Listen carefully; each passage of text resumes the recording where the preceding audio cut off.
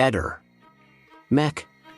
Pallister. Ciao, caro Eder. Faccio seguito alla chiacchierata avuta pomeriggio con un medico legale che a sua volta ha avuto contezza di lei. Una evidenza che ad oggi sul caso della Lilly sta rimanendo quasi lettera morta. E, credimi forse, è derimente nel capire cosa è successo veramente.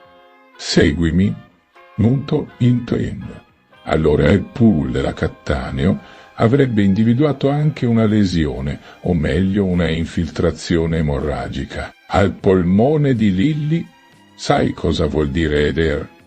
Attenzione, è una novità clamorosa che ha dell'incredibile e ci dà certezza finale sul fatto che ci sia stato un evento traumatico che correla le lesività alla vertebra con quella polmonare e soprattutto craniale, alla tempia laterale. Tutto ciò vuol dire che c'è stata un'aggressione, ma anche uno sbattere violentemente di Lilly o contro un piano inferiore, oppure a lei frontale. Ed adesso tutto è più chiaro e porta ad una azione terza di danno contro Lilly. Ti dico infine che la perizia è slittata per l'esito di un ultimo esame necessario. Anzi, ormai è cosa certa sull'aggressione dei terzi.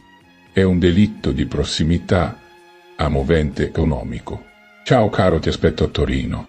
Ehi, non dimenticare di iscriverti a questo canale.